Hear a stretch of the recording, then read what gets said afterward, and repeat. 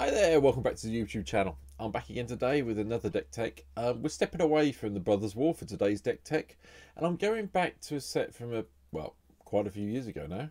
I'm going back to Throne of Eldraine of all places. Now I've done a Throne of Eldraine Commander before now. This is the next one. It's not any series or anything, but they're just the ones that always interest me. And this one I was really interested in. It was one of the ones, unfortunately, I never picked up from Throne of Eldraine, which I do regret now. But hey, it's the way it goes now. I've got it on MTGO. Maybe I'll pick one up in real life in the future to build around. But the card is fun. And it's semi-themed, I suppose. You could go with a semi-themed deck on this. I haven't quite gone with it. I've gone with a slightly different theme. It's not even a theme, really. It's just the cards I want to play, and I want to play with this deck. So I'm rambling again. So, pardon me, let me just show you the card that we're going to be talking about today. And it is Alela, Artful Provocateur. 1 white, blue and black for a 2/3 flying fairy warlock. Now it's got flying, death touch and lifelink. Yeah, okay, I'll cope with that 4 mana, that's fine. I like the next bit though. Other creatures you control with flying get +1/+0. Yep, like that, that's good. And whenever you cast an artifact or an enchantment spell, create a 1/1 blue fairy creature token with flying. Right, so every time you cast an artifact or an enchantment, you're going to get 2/1 flying. That's just a bonus, whatever you're casting. Yeah, okay then. Pretty good, pretty strong. So, it's a card people do see turn up quite regularly, I must admit now. But it's one of the cards that's always intrigued me, and I've looked at some of the decks and they're very heavy on artifacts and enchantments, so on and so forth, to really abuse the second ability of Alela when they get her in play. So I've decided I was going to try. I've got a little bit of this in that deck, but the one I'm more interested in is the other creatures you control with flying get +1/+0. So I've turned to go that way. Hence, that's why I'm saying it's semi-themed. So here's the deck itself. Start with my usual selection: mana base, Castle Ardenvale, Castle Vantress, any blue, white or black land I could think of. We have got Field of the Dead in here. Yes, I know zombies don't fly, but hey, you know, there's enough lands in here. We've gone 3 of each basic because I keep saying it, and you know, I didn't mention it in yesterday's video, but I'll mention it today. I am seeing Blood Moon turn up a little bit more at the moment, which is getting a bit frustrating, so I've decided to, you know, at least have 3 of each basic land in every deck I do going forward, unless there's a really good reason not to, if it's some silly theme deck or something or other, in which case, oh well, I'll just die to Blood Moon when I see it. But anyway, the lands are all there. We've got the usual selection. We've got Reliquary Tower in. We have got Temple of the False God in on top of it. I have got Scrubland in here because I own one on MTGO. Again, real life, move it, change it, do something else with it. Okay. The ramp side of things, again, because of Alela, and because, you know, we do want to have some artifacts come into play every so often, got a little bit heavier. So we've got Mox Tantalite, Soul Talisman, Mana Crypt. We've got Soul Ring, we've got Arcane Signet, Fellwell Stone, Thought Vessel, Chromatic Lantern, and of course, everyone's favourite, Solemn Simulacrum. I still count it as a ramp card. So that kind of should get us there and keep us on top of things. And then really it's about how I fill in the rest of the deck. Well, the obvious one, creatures you control with flying get +1/+0. Yeah, Ornithopter's quite good. 0 casting costs. You've got Alela in play. You get to have this. This comes in because of the bonus from Alela. It becomes a 1/2, but you also get a 2/1 because it's an artifact. Not going to complain about that. So that's the, you know, nod to silly little combo thing.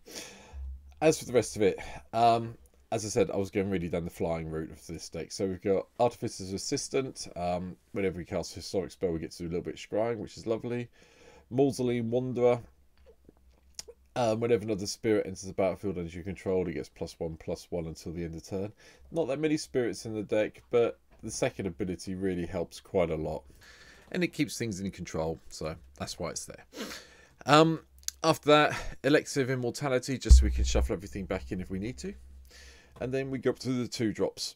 Luminarch Ascension is an enchantment. Obviously it does this, but it also does another little thing for us. Once we get all the tokens on it, we get to make angels. Angels that are 5/4s. Again, not sure how often it's going to happen, but it'll be nice if it does. Cloud of Fairies is in just so we can untap the lands if we need to, or we need to cycle the card away. Cyclonic Rift to control the board. It's a blue deck. You know I see Cyclonic Rift in a lot of my blue decks, so it's there. Fairy Duelist is from, I can't remember what it says now, Ravnica Allegiance. It's a cheap mana, it's a cheap flyer, but it's quite nice because you can flash it in and, you know, give a creature -2, -0 till the end of turn, which might save us a little bit if we need it. Favourable Wings is a no-brainer. We are playing a deck that's built around flying creatures. 1 blue and 1 to give all our creatures +1/+1 forever, because they all fly. Fine idea with me. Glint Nest Crane, just to help us go through and find an artifact card. We've got a few artifacts. We'll get to some more of them. We've got a few more enchantments as well, so we'll get there with them. I've included Dam. Yeah, still not sure about this card. I mean, it's 2 mana, 2 black mana to destroy target creature that can't be regenerated. That's great. But once we get to 2 white and 2, we get to do the Wrath of God side of things, and that's even better.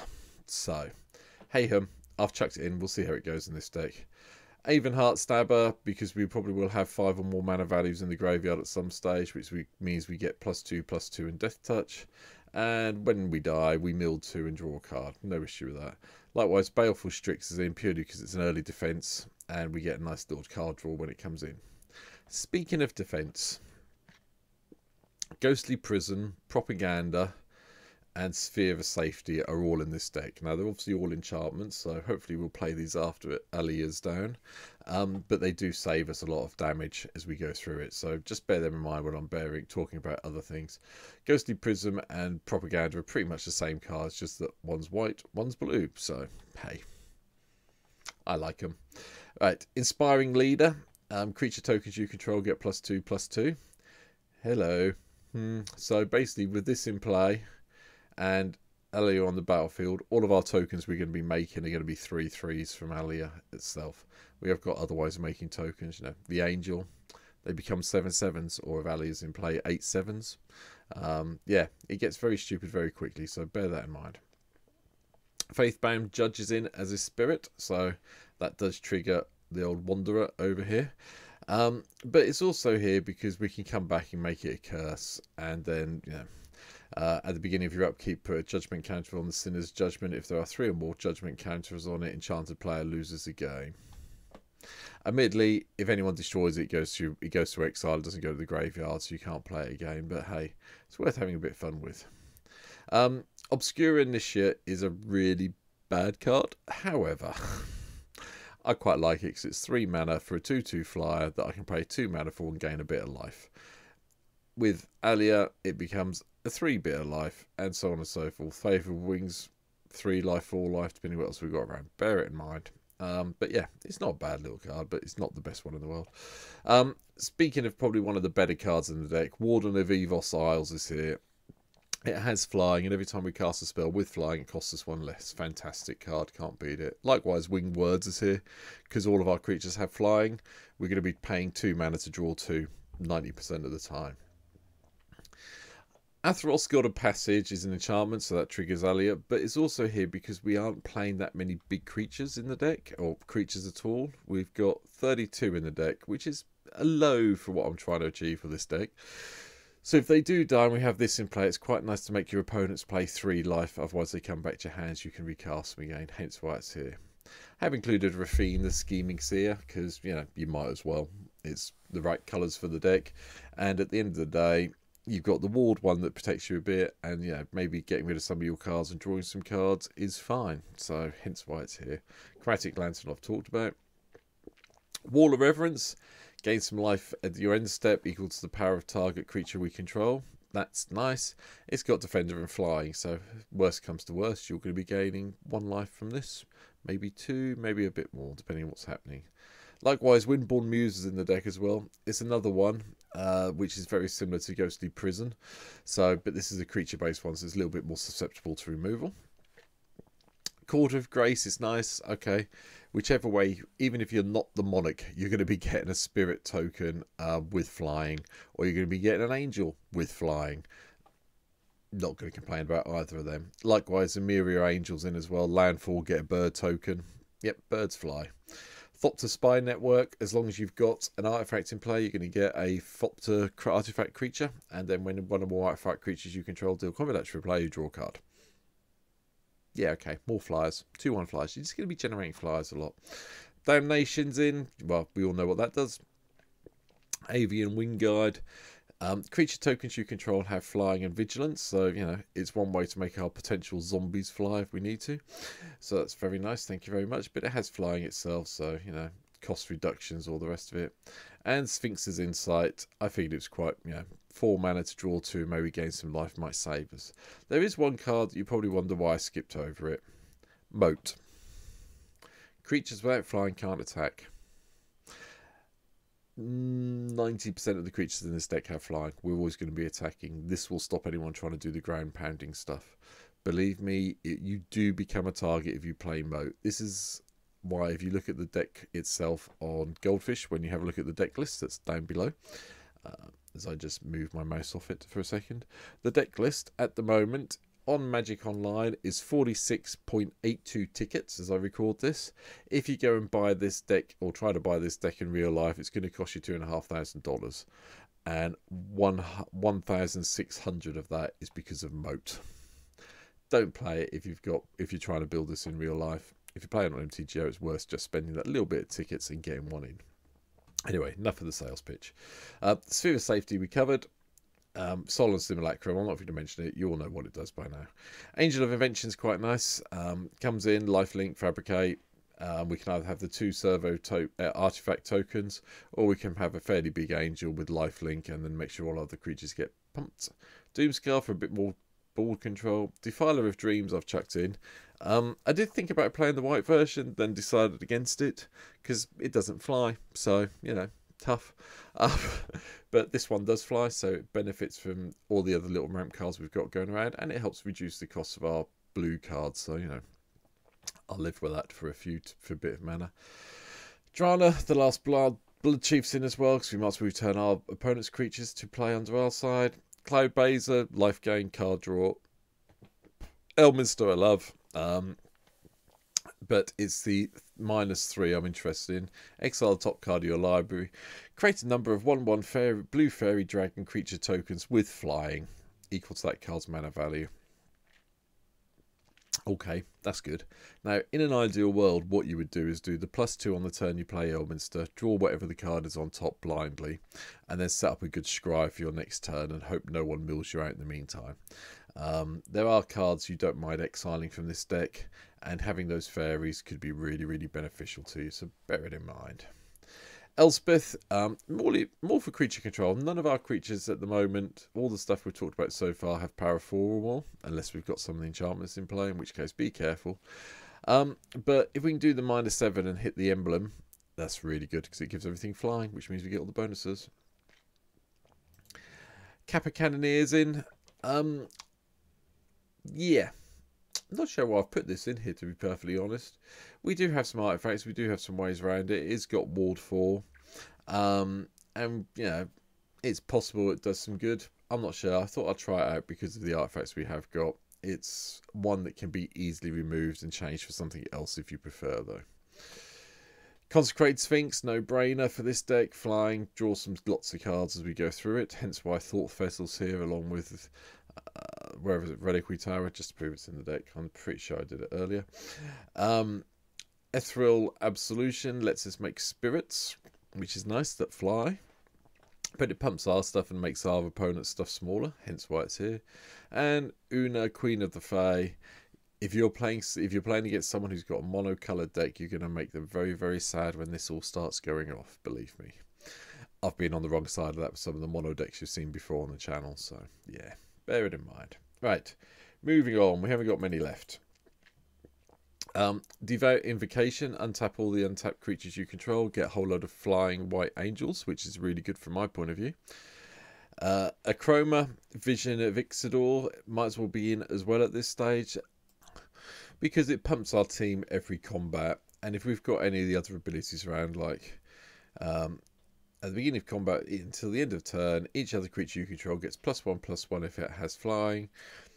+1/+1 if it has first strike, and so on for double strike, death touch, haste, hexproof, indestructible, lifelink, menace, protection, reach, trample, vigilance, and partner. So it's got partner. Not that it's going to do any good to each other creature, but you know, 6/6 for 7 mana that does all this for your army. Yeah, thank you. I'll have that in here. Ancient Gold Dragons in. This creates fairy tokens of all things, believe it or not, hence why it's here when it attacks. Hopefully we'll get at least one hit in and a whole load of fairies. Our Epiphany I dropped in because it gives us 2 bird tokens. We can foretell it, take the extra turn and hopefully win. Enigma Sphinx for the cascade and the flying, and it's an artifact, so extra fairy from here. And Akroma's Memorial. All our creatures then get haste, all our creatures get flying, all of them get vigilance, trample, protection from red, protection from black, which makes our zombies, if we made zombies, really helpful. The other colour dragons in as well, Ancient Silver Dragons in. I really wish they'd hurry up and do the black one as well. It's getting on my nerves now we haven't got it, but that's a rant for a different day. Gets the card draw, is always nice. Sphinx of Steel Wind, just so we've got the first strike, flying, lifelink from protection from red, protection from green. And, you know, if you have this in play with a Chroma in play, you're putting your opponent in a whole world of hurt very quickly. Sphinx of Sovereignty's in as well. I quite like this. Just, you know, untap, beginning of your end step, you gain 3 life, it's untapped. Otherwise, each opponent loses 3 life. So, turn you play it, you're going to gain 3. Next turn, you attack, assuming it survives the attack step. Your opponents are going to, each opponent will lose 3. So, all of your opponents will lose 3 life. It's a nice way to win the game. Ether Swan Sphinx is a top rated, well, top mana value card in the deck, because basically if you can cast this with its affinity side of things, you're going to cascade into anything else in your deck, which may be good, may be bad, so bear it in mind. The final card, Storm Herd. I like this is fun, especially in Commander. Getting all, you know, potentially 30-ish Pegasi tokens, maybe, if you're lucky. Yeah, okay. Yeah, 30, maybe 2/1 Pegasus, or 3/2 Pegasus, or whatever they could be. Seems like a good laugh to me. But that's it. That's my little take on Alela. Next video this week will be another Brothers War one. So thanks for watching this far through the video. Hit the like button, hit the subscribe button if you haven't already. Tell me what you think, tell me what I've missed, and hopefully, you know, you'll come and see me on Twitch when I'm playing some of these decks as well. Links down below, so yeah, that'd be great if you come and give me a follow over there as well. Cheers, and I will see you on my next video. Take care, see you soon, bye.